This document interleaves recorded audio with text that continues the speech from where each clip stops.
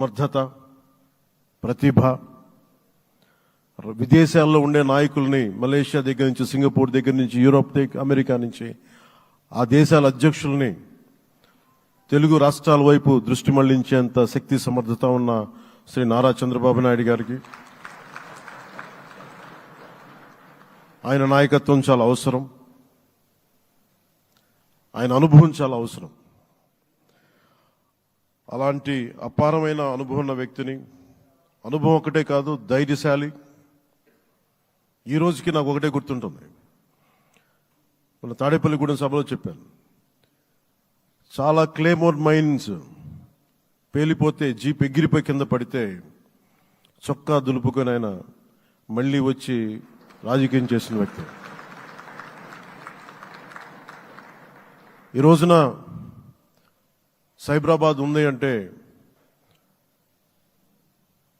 అది శ్రీ చంద్రబాబు నాయుడు గారి దార్శనికత. అలాంటి వ్యక్తి,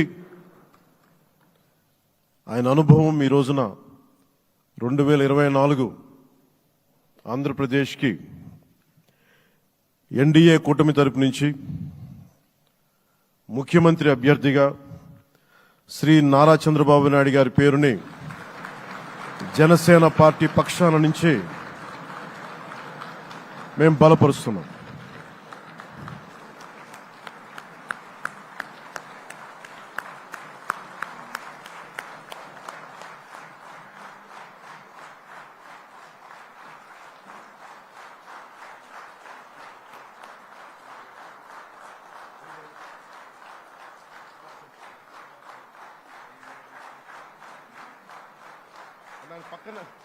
ఇది నేను ఆయన పక్కన పెట్టుకుని చెప్పాలి. ఆయన నలిగిపోయారు. జైల్లో చూశాను ఆయన.